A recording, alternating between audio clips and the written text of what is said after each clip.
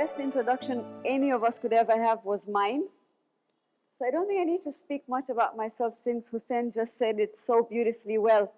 The only thing I'll say is he trusts me with his 2-year-old, although I'm a proud graduate with F in math. Do you know what I'm going to do to Sahar at school? She's going to be standing here a couple of years down the line saying the same thing, that my head of school graduated with F, so she set the trend for us. Right? So, thank you for that, but this was my opening line, my opening statement at a TED Talk. And that's what set the motion for me, and that's when I had the entire public standing up even before I ended. Right, so let me tell you a small secret about what's going to happen now. Before I even start, there's something common between all of us here. You don't know what I'm going to say, and neither do I know what I'm going to say. Do you know why?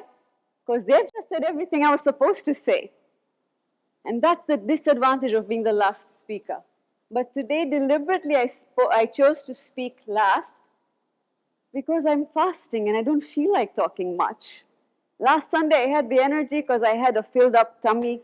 But today, it's an empty one rumbling away inside. Do any one of you feel what I'm feeling right now? Yeah? Ashik, you're supposed to say yes. You're not listening. Okay, Sheen, bye. Thank you for feeling what I am. So, in a nutshell, I won't take much of your time. All of my judges, my colleagues have said exactly what I was supposed to say. So they've just made things really, really easy for me. As soon as you're born, your brain starts working. It only stops working as soon as you stand on the stage. Right? You start thinking, how am I going to say it? What am I going to say? Will I engage the audience? Will they take home what I want them to take? Why am I even here? What pushed me to this platform? Was I even thinking before I stepped up on stage? These are questions you should be asking yourself before you actually come up here. If you know the answers to this, what every judge has said to you right now will just fall into flow. Number one, you should know why you're here. Are you here for a purpose just to win VoC? Are you here because you have a mission that you want to reach out, a message to the world at large? Are you here because you want to make someone proud? Or are you here because you're trying to prove something to yourself or to people around you? I'll tell you a small story over here, since everybody loves stories, and I love stories myself. That's why I'm a teacher. Talking about proving yourself to someone, no blames.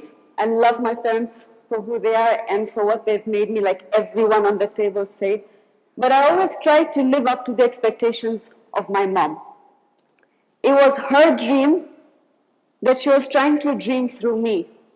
And that's why when I see parents today, I always say, please, don't dream your dreams through your children. Dream your children's dream with them. She is a nurse by profession, and just when she attained a scholarship when she was living in the States, she got a scholarship to do medicine because she was outstanding with what she was doing. It was just then that my dad had to come back due to certain family matters. It was her dream that she put on hold to support her husband, and they came back. Once she was here, there was no opportunity for her to continue what she wanted to do. And that was life for her. She became a housewife. She was looking after me, one of the best chefs I know. That's why I was really obese when I was small. And as I grew up, she kept saying, you will grow up to be a doctor. You will grow up to be a doctor. Every time that's what I heard. And every time I got my exam results, I was very scared to show the report card to her. I used to turn my F's into B's before I'd give it to her, just because I was scared and I had expectations to live up to. One fine day, I tell her, I don't want to be a doctor because I can't even see a cat hurt on the street. Forget thinking of dissecting a human being. Probably at that point I shattered her dreams. But she understood, and she's like, all right, but it's still my wish for you to become a doctor. In my pursuit in life to try and live up to her expectations, and why I'm saying this is, if you're standing here, it's not to live up to someone's expectations, but to do what you're passionate about, right? During the course, I still had this at the back of my mind. She wants me to be a doctor. I have to do this. I have to prove my ability. I have to show her I can do it. So I kept struggling in life to do something that I wasn't good at. And I kept trying to do better every time. And there was this burning desire in me, just apart from destroying the word exam, I had this burning desire in me to do something to please her, to please my family. Amidst all of that, I forgot who I was. I forgot my identity. After I finished Form 4 as a science student, I decided I was fed up of studying. I stayed home. I was in an Indian boarding school. I came back and I decided just to do nothing at all with my life. I tried every possible career because I realized that medicine wasn't for me. Although I graduated with science subjects, I took up a short course on accounts. I hate numbers, but we can be friends, that's fine. I did 3 months of accounts, and I go and say, Dad, this is not me. He's like, okay, what do you want to do next? I'm like, I think I'll try IATA. He had a travel agency. I sat for 2 months in front of the computer looking at it zoned out. I'm like, Dad, this isn't me. He's like, okay, what do you want to do next? There was no career counseling at that time. I said, okay, I think I'll do photography. He's like, are you sure? I said, yeah. I did it for a month and a half. I gave up. I then took up a Mehndi course, henna, right? Couldn't do it either. Next, he says, what do you want to do? I said, I want to stay home. He's like, are you sure that's what you want to do with your life? I'm like, yeah. I stayed home 4 or 5 months. I think I was around 16 and a half at that time. One of my friends came home. She's like, you know what, rather than just sitting doing nothing, why don't you come to Al-Muntazir nursery school and just help me a little bit over there? I said, okay, sure. I spent a few days with her and I realized it was so much fun being with children. So much. Because there's always that young child that's hidden inside you, right? I started playing with them, jumping with them, having fun with them. And in the process, I realized I was actually teaching them skills that I never thought I could teach. I was also teaching numbers, by the way, right? And I realized that that was what I loved doing. And because of how well I was working with children, the principal comes to me saying, can we hire you as an assistant teacher? I'm like, do you even need to ask? I'd love to. Within no time, I'd say within 6 months, I became a class teacher. A year down the line, I was not a grade 1 teacher anymore, but grade 5, and then grade 7. That's where I met Karim, and that's when I started teaching him the English language skills. I taught him, I taught his sister. Within no time, I was head of department, liaison officer, and then I was having my second child already. So, long story short, I did what I loved doing, but I still had someone's dream to fulfill. That is why today I'm called Dr. Zohraida. Not a medical doctor, but a doctor in the field that is so passionate to me. I have a doctorate in early childhood education. I'm here today because my mom did see a dream, but I put my passion into that dream, and I said that I will stand up on stage, share my story, and make people understand and realize the passion that's hidden inside them and make them believe in who they are. So when you come up over here, you need to know why you're coming up here. All right? Did you live my story with me when I was saying that? Were you trying to picturize where you fit into that as well? Are some of you under pressure to do something you don't really like doing?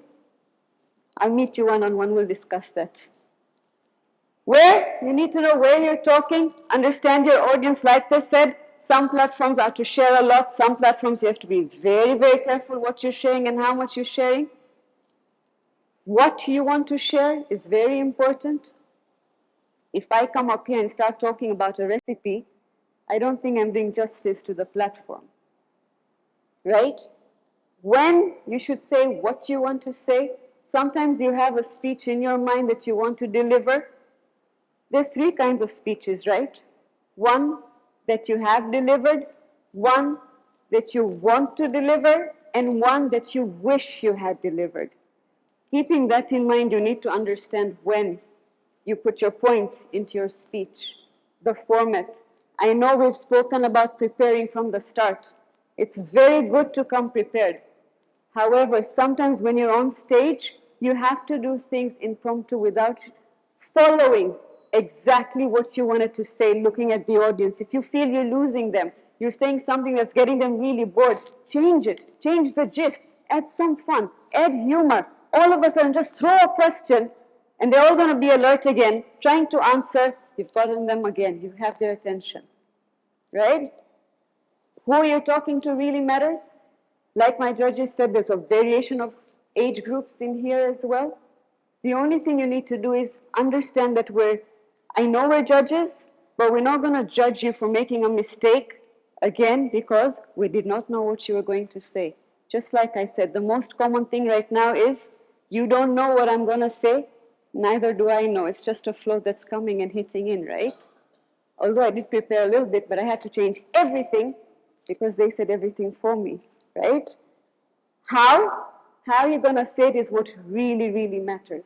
Capture the attention of your audience. The only advantage I did have of going last was I think I could understand what you were all really looking for, thanks to Hussein for throwing those questions at you. Because the way you were talking was telling me something. Maybe my profession does help me as a counselor. Your body language, the kind of answers you gave, the smiles you had, the fear you had, the big question marks you had on your face, all of that was talking to me. And that is why I gave you just what you wanted to hear. I'm not going to give you any more. I'm going to be your best judge for today, who only spoke for 6.5 minutes, right? Even if you don't tell me you like me, I know you do. So I'm not going to go any deeper. Just when you go home today, when you start preparing for your topic for next week, have this in your mind. You know, all of us over here, you already know what we're expecting from you next week. So you're already 10 steps ahead of someone who comes here and impromptu has to change everything just like myself, right?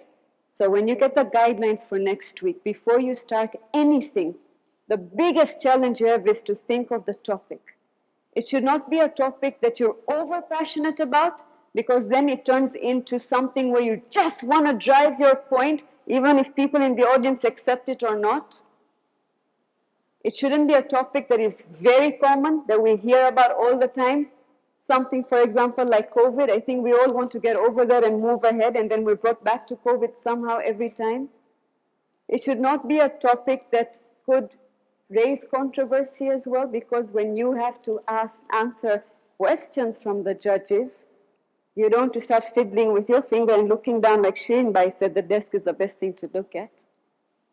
So think about your topic. Think about how much you're going to spend on each pointer of yours. Think about how you're going to end it. Think about what message you want your crowd to go home with that day. All right? So I'm going to end here. I'm going to leave those questions in your mind. I don't want to give you any more than what you already have. And I'm not taking any questions because I know I've spoken really well today. Thank you.